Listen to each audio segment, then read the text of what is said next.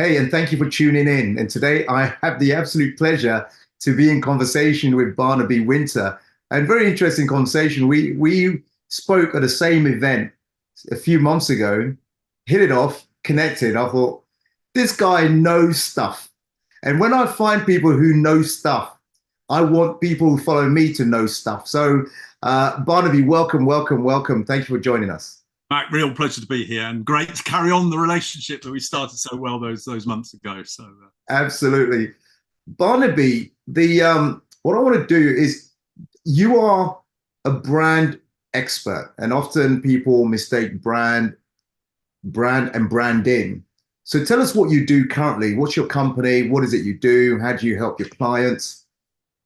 I'm Barnaby Wynter. I ran the Brand Bucket company. It's a fully integrated marketing communications agency. So what that really means is that we go into businesses and we make every element, every system, every process marketing literate. Because actually, if you think about the way a business is structured, it should really be built around the people who buy from the business. And so what we specialize in is we create this ownership, this sense of belonging to the business for people who buy from it. And how that manifests itself for me right now, I enjoy a real great portfolio career. So I handle maybe 5 big corporates a year, including Fortune 500 companies, right down to startups. But those tend to fall into my mentoring category. So right now I'm mentoring 19 business owners of effectively smaller early stage businesses. I'm a non-exec director on 4 businesses.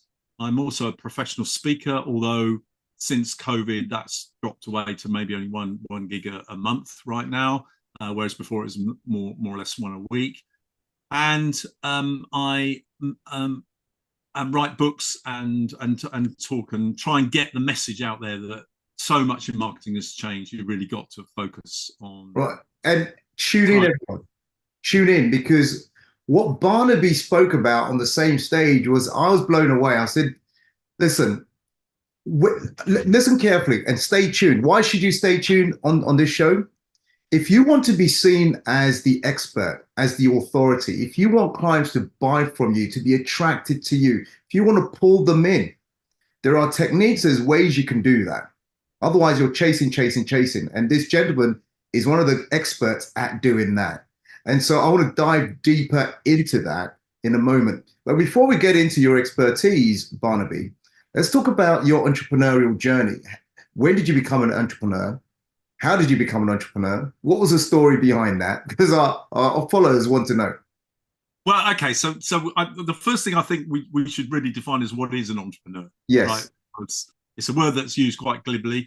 My favorite definition, because I often ask anybody, what is an entrepreneur?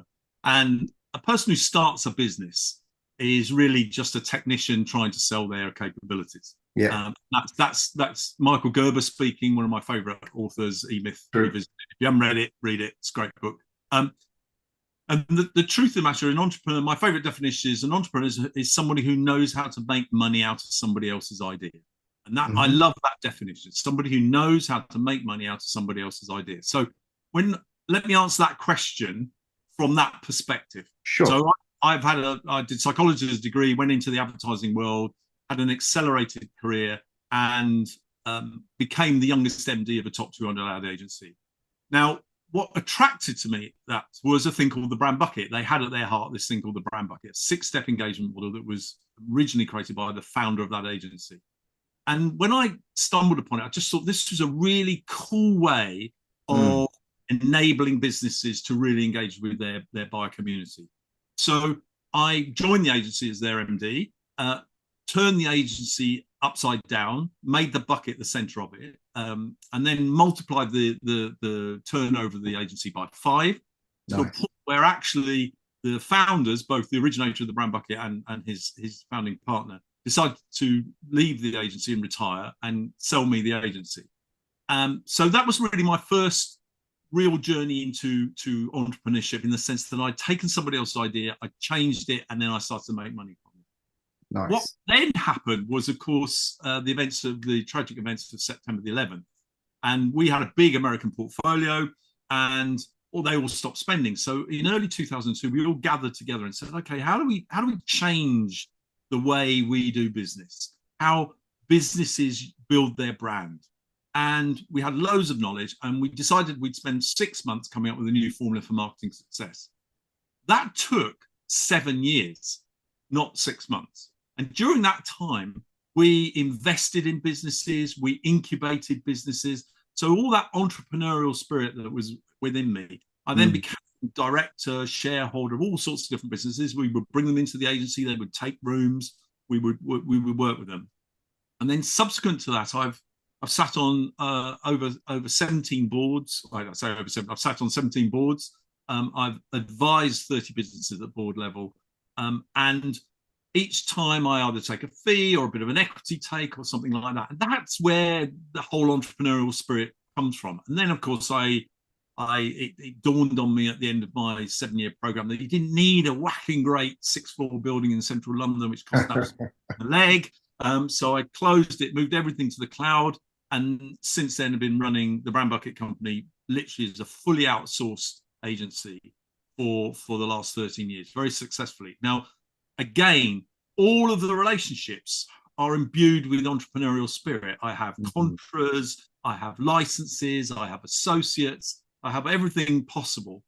Not really for my own personal gain, but really to understand how that works, so that when a client comes to me and says, this is the challenge we're facing, I say, well, you might want to think of doing this, you might want to think of doing that. And actually, I think if you combine entrepreneurship and creativity together, you have a very, very powerful cocktail for building a modern brand.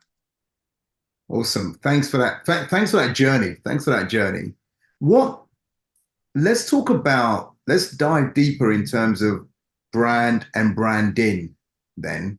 So, because those words are used interchangeably, even as a layman, myself using it interchangeably, but you corrected me at some point, said they are different things. Please tell us. Yeah, so they are fundamentally different. They're not just different things, they're fundamentally different. And you're right, they are used interchangeably. And that they're normally used interchangeably by people who don't know what a brand is and don't know what branding is. So let me explain what branding is.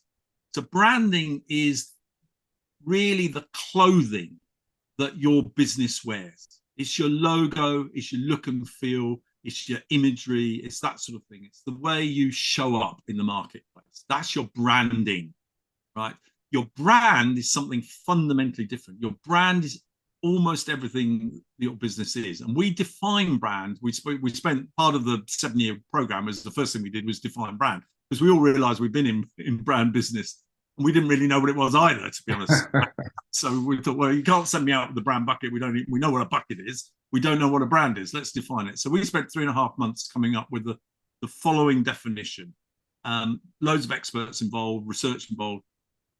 We define brand as every experience that affects the relationship between a product or service and its buyer. So let me just break that down. The first thing you need to understand is that brand really only exists in the mind of the buyer, because they've committed something that's really important to them, and that is their time. Now, they've done that in the form of money. So if you think about where money comes from, you have to expend your time in order to earn the money, unless you're financially independent, which very few of us are. So the reality is most people work for the money. So when they are buying something from somebody, they're actually sharing their time, their lifetime. Right. So they're valuing it that way. So therefore, what they're looking for something that seems to be worth more than the value of the money in their pocket.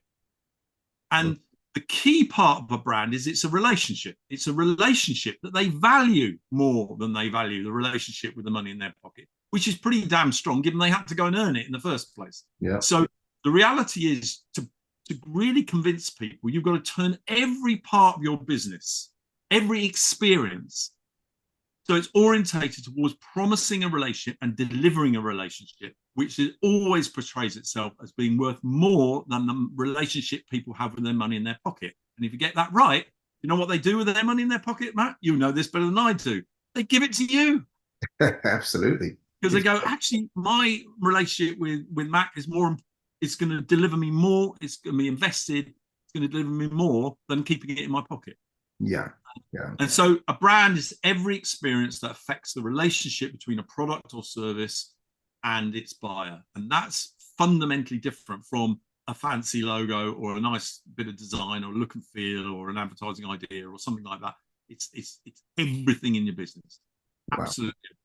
Wow. And on the counter side of it, then, branding would be what then? Well, so okay, so you would let's take the Nike tick, right? Yeah. The Nike tick is branding. The Coca-Cola logo is branding. The Apple logo is branding. Branding, right? But the way Apple works with you as a buyer, that's brand. Brand, right? yes. So if you immerse yourself in that, I'm not an Apple fan, I'm a PC fan. I've got an iPhone. I've always had an iPhone, but it's about the only Apple product I really get into. But if you're an Apple convert, it's a religion. That whole experience. There you go. That's me. The watch, the phone, all the laptop, all the Apple Macs. That's me. Listen, and when you walk into one of their shops, you're in heaven, aren't you? Because it's it's designed around you. It's a beautiful experience. That's brand.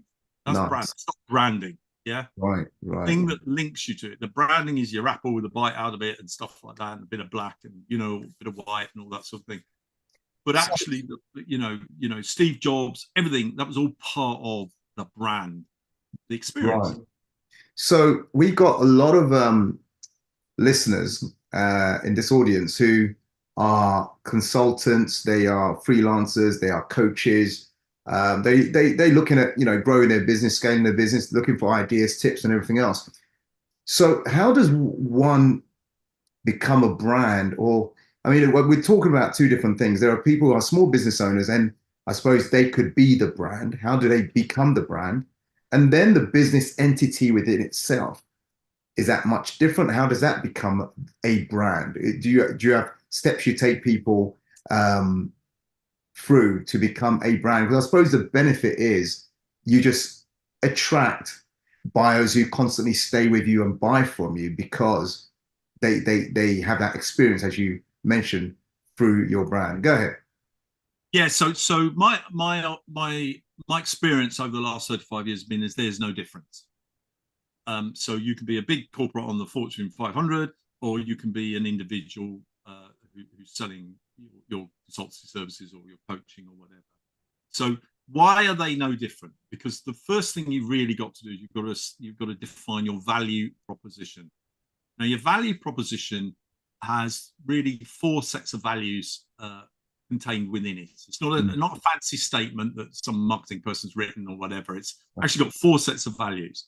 The first set of values you need to define is what's your behavioral style.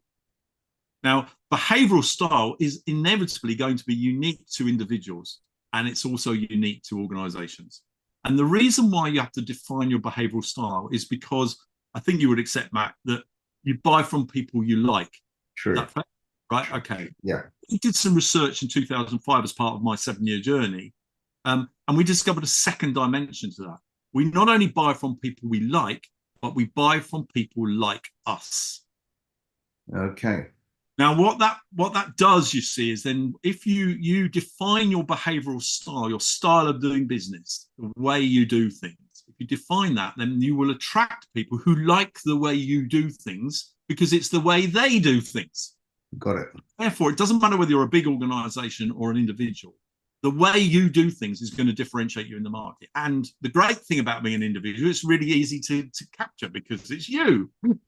Whereas in a big organization, there are systems and processes and all that sort of thing and different ways of accessing the brand, et cetera, et cetera. So it's marginally more complicated for the bigger organization. But for an individual, really easy. You just have to define your style. So your behavioral style is the first. The second set of values that you need to define are your benefits. Now, one of the challenges that individuals have is they are very good at telling you what they're good at.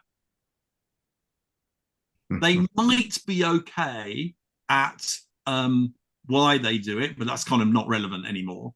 Probably never was. And there may be some indication of how they do it slightly different, but they're very good at what they do. So what you need to do is you need to convert the what you do into how it makes a difference to people.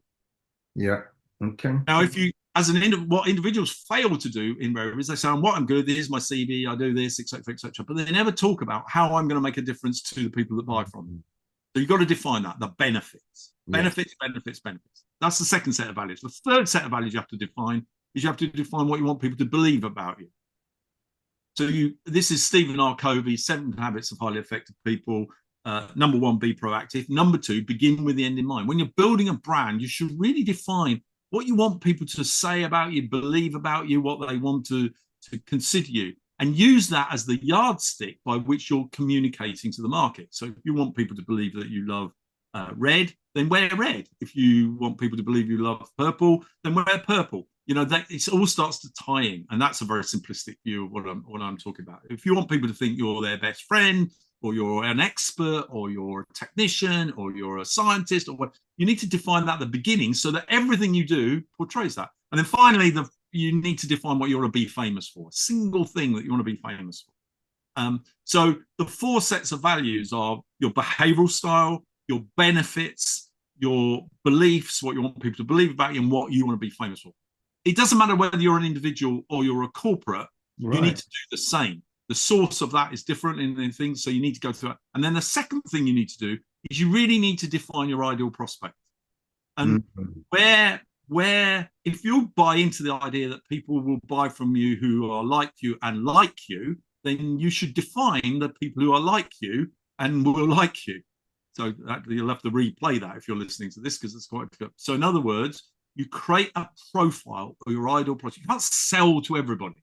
No. You only really want to sell and engage to people who are like you, that will like you. So you create that profile. We do that psychographically. We don't use demographics is dead. We got buried alongside the USP in 1995. I was at the and neither of those are functional anymore in marketing. And so what you have to do is create a psychographic profile, how people think, how they feel, what they know about you, what they know about your services, what they know about your products, what their understanding is, what their needs are, all of that sort of stuff. All of that stuff is what you need to define. So therefore, you can take your value proposition and show it to people who are looking for your kind of services and your kind of place. Now, it doesn't matter whether you're an individual, Matt, or whether you're a corporate, right? Yeah. The reality of that is the rules are the same. And then what you need to do is to bring the ideal prospect together with your value proposition. It's the same deal. All sounds wonderful. And as you're speaking, I just suddenly realized how many people would have the idea of actually, okay, where do I begin? I heard what Barnaby said, but where do I begin? So so clearly you have a system or process you take corporates or small businesses through in order for them to create that brand. Yeah. Yeah. So listen, I'm not giving any secrets away, because as well as I, the most people on here won't do anything about anything. Right. True. So I'm quite happy telling everybody, because those people will still come and buy from me eventually without even knowing. Right. Yeah. So the thing to do is pour yourself a cup of coffee or a glass of wine or a glass of beer or whatever it is your thing, and sit down for about an hour with a little yellow sticky note and write down everything that you think is good about what you do. Everything that we do. Just spend 20 minutes thinking about anything that's good about what you do. And then what you can do is you can go through those yellow sticky either immediately or and identify the words that are behavioral words. So, for example, you might write down and say, what I'm good at is being friendly. Yeah. Okay. Yeah. That's a behavioral word. Yes. You might say, is I'm good at changing the course or the direction of somebody I'm working with so they go in a more positive direction, right? That's then a benefit, right? Okay. Right. You might write down something like, I want people to think I'm an expert. Yeah. So So you might what you want people to believe about you is you're an expert. So therefore now the moment you start to categorize all of those people across the value sets, you suddenly realize your story is quite clear. What you probably will have written is mainly features. I'm good at doing reports. I'm good at auditing. I'm good at stuff like that. I'm good at, I'm good at understanding people's personality. I'm understanding identifying the problem. I'm good at finding solutions. All of those things you'll write down. What you need to do is convert those into benefits. And here's a secret. Would you like to know a secret? How to create Go for it. Yeah, absolutely. We love secrets. Feature into a benefit. How do you turn a feature? I'm good at writing reports, or I've been doing this for 35 years. How do you turn a feature into a benefit? It's a secret. It's very simple. You'll have heard it before. You take the feature, you write it down, and next to it, you write, so what? And then you answer that question. So I've been in business 35 years. So what? So what? Over the last 35 years, I've worked with over 457 brands worldwide. There isn't anything I haven't seen in marketing or business development. So no matter what challenge you're facing, if you come to me, I will probably have an answer that you can go away and action.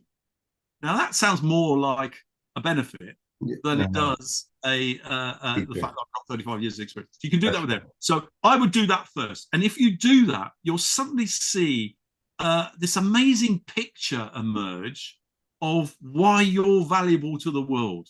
And it actually, if you're thinking of getting a new job, you can do this, or finding a new partner, or just write down what's all good about you, like sport, you like this. But you can do it in any part of your life, and you suddenly realize where all your personal value is as an individual, or if you're a corporate, where your corporate value is. Yes. And then you learn how to tell that story. You take that and you make that your story, turn it into a story. And then you can put your fancy logos and your designs and all your pictures and everything all around that as a natty way of telling the story. You can add your branding to it, but actually it's the story you must get right, the value proposition. That's where I would start every single time. And that's exactly what I do every single time.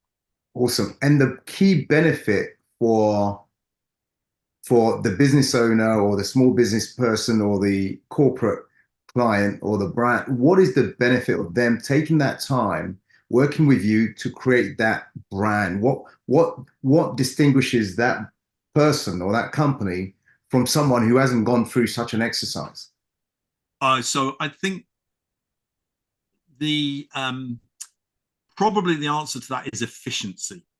So in other words, what you're doing is you're taking the energy that is the business or energy that is the individual, and you're kind of driving it down a central pipe which has the same message, the same promise, the same thing.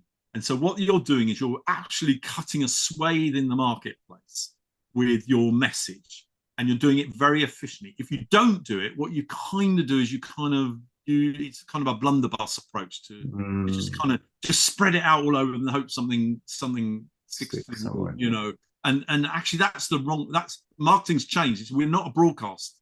It's not broadcast anymore. It's all inbound.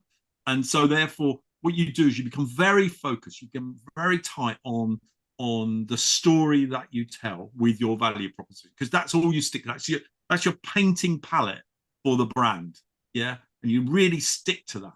And because you stick to it, you become famous for it. And people come to you because they go, you keep banging on about this piece of value. And I go, yeah, that's what I provide. And you go, fantastic.